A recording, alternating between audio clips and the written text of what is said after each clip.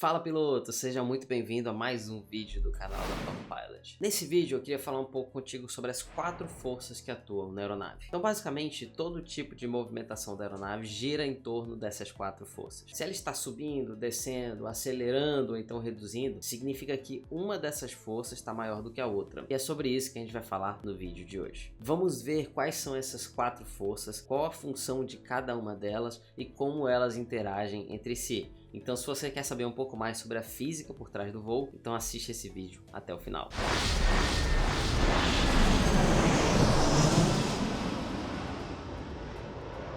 Então antes da gente começar, já deixa o seu like aqui, se inscreve no canal se você for novato. Além disso, aproveita para entrar no nosso canal do Telegram. Já temos bastante gente por lá e ele está crescendo a cada dia. No Telegram é onde eu dou os anúncios importantes, como por exemplo, quando que eu vou abrir novas turmas do curso da Top Pilot, quando que eu posto vídeos novos. E eu também posto conteúdos exclusivos lá no Telegram. Agora chega de propaganda e vamos para o que interessa. Existem basicamente 4 forças que atuam sobre um avião durante seu voo. São o peso, a sustentação, a tração e o arrasto. O peso é aquela força que você já conhece, né? Aquela força que fez com que a maçã caísse na cabeça do Sir Isaac Newton.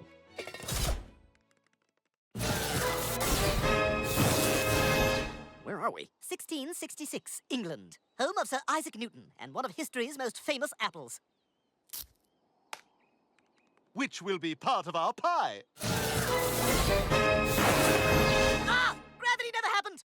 É a força que faz a gente ficar preso na Terra por conta da aceleração da gravidade. Ela está sempre presente e ela é sempre perpendicular à superfície terrestre. Ou seja, ela sempre vai apontar para baixo. Então essa é a força que nós queremos superar quando estamos voando. É a força que faz a gente ficar no chão. Então para superar essa força, peso, a gente precisa de uma segunda força para poder se contrapor a ela. Essa segunda força que vai se opor ao peso é a sustentação. A sustentação ela é uma força que ela é produzida pela asa da aeronave. Então a interação da asa com esse ar que está parado gera um movimento relativo. E esse movimento relativo ele gera um vento relativo. E esse vento relativo interagindo com a asa gera a sustentação. A sustentação então por sua vez é o que faz a aeronave voar. Se o peso ele traz a aeronave para o solo, a sustentação vai se opor ao peso fazendo a aeronave voar. Existem 2 princípios da física que explicam a sustentação. O primeiro deles é o princípio de Bernoulli e o segundo deles é a terceira lei de Newton, que é a lei da ação e da reação. Eu não sei se você já reparou, mas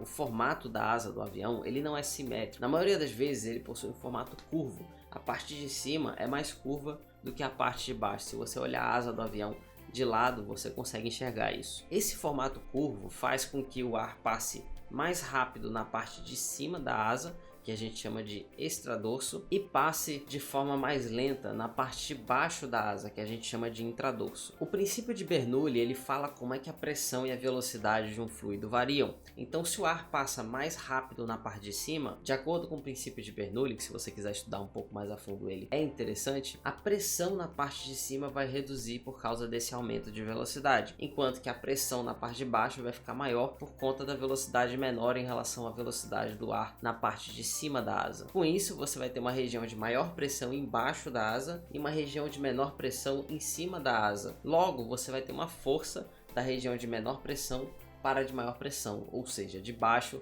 para cima. Essa força ela é uma parte da sustentação. A outra parte da sustentação ela vem da terceira lei de Newton, que é o princípio da ação e da reação. A asa do avião ela não fica perfeitamente alinhada com o vento. Normalmente a asa fica um pouco inclinada para cima, ela possui um certo ângulo para cima. Esse ângulo é chamado de ângulo de ataque, que é o ângulo com que a asa vai atacar o vento. Então esse ângulo de ataque ele faz com que o ar gere um impacto na parte de baixo da asa. Imagina que a minha mão é a asa. Você vai ter um impacto na parte de baixo da asa. Esse impacto vai gerar uma força para cima por conta do princípio da ação e da reação. O ar bate aqui, ele vai gerar uma força para cima.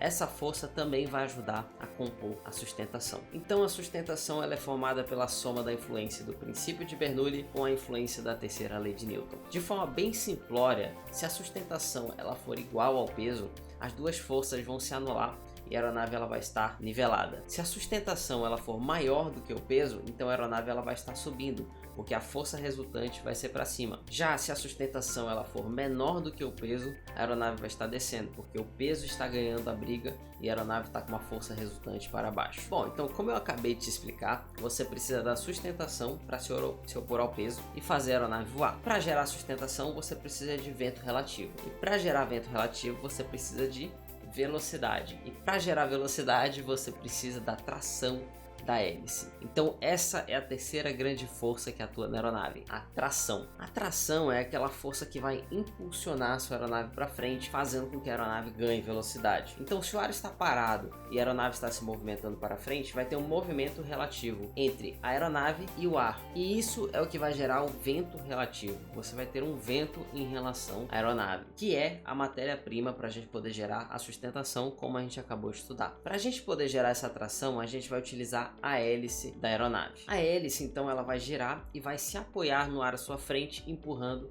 a aeronave para frente. Na verdade, a hélice nada mais é do que uma asa que gira e gera sustentação para frente. E essa sustentação para frente a gente chama de tração. Então a hélice ela é responsável por gerar o movimento da aeronave. Mas para a hélice funcionar, ela precisa girar em uma velocidade altíssima. E para ela girar, ela vai precisar de um motor. Então na prática, não é o motor que faz a aeronave se mover. O motor, ele faz a hélice girar. E a hélice sim que vai fazer a aeronave se mover por conta da tração. Então recapitulando, para que a aeronave voe, a gente precisa se opor ao peso dela, que é gerado pela aceleração da gravidade.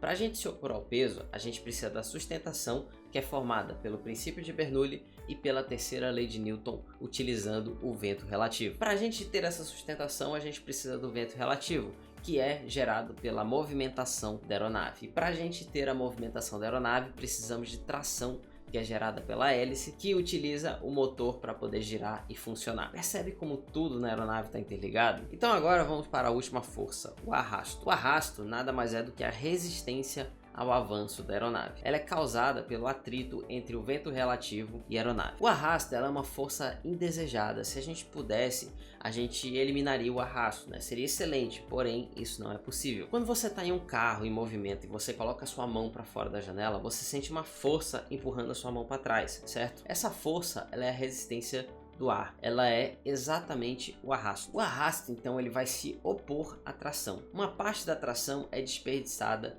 justamente para a gente conseguir vencer o arrasto para poder ganhar velocidade na aeronave. Então vamos lá, temos a aeronave com suas 4 forças. A tração se opõe ao arrasto e a sustentação se opõe ao peso. Se por acaso a tração for igual ao arrasto, essa aeronave ela vai estar com uma velocidade constante, ela não vai estar nem acelerando e nem reduzindo a sua velocidade. Se a tração for maior do que o arrasto, a aeronave ela vai estar acelerando, porque a força resultante disso é para frente. Só que o arrasto ele aumenta junto com a velocidade, então conforme a aeronave vai aumentando a sua velocidade, que a tração está ganhando, o arrasto vai aumentando junto também. No momento em que a tração for igual ao arrasto, a velocidade ela vai novamente se estabilizar e a aeronave vai manter aquela velocidade. Então se o piloto aplicar potência, o que ele está fazendo? Ele levar a manete de potência mais para frente. Ele está aumentando a tração da aeronave. A hélice ela vai girar um pouquinho mais rápido e vai aumentar a tração da aeronave. Então naquele exato momento a tração vai estar maior do que o arrasto. A aeronave ela vai acelerando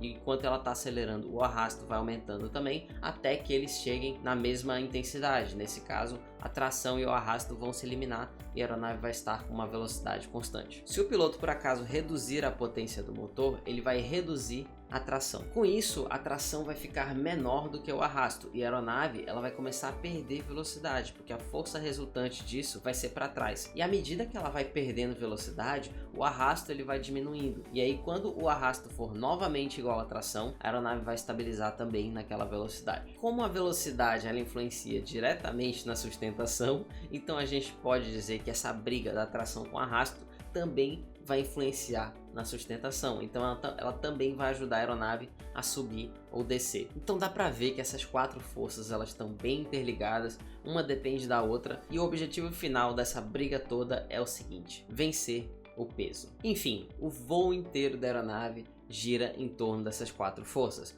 Quando o piloto ele faz uma curva, ele vai alterar a sustentação das asas de forma que uma vai gerar mais sustentação e a outra vai gerar menos, então a aeronave ela vai inclinar, o que por sua vez vai fazer com que a aeronave incline a sustentação, gerando uma força lateral. Realmente, a confusão ela é bem grande, tá? Então palmas para o Santos Dumont que conseguiu pensar em tudo isso e inventar o avião, alimentando até hoje o nosso sonho de voar, mais de 100 anos depois da sua invenção.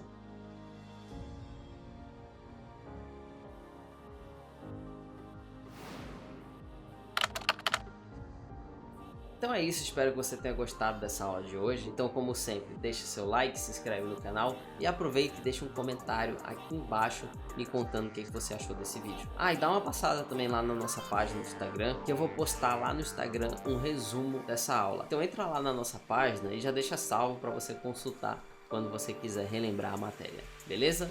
Então um abraço e até mais.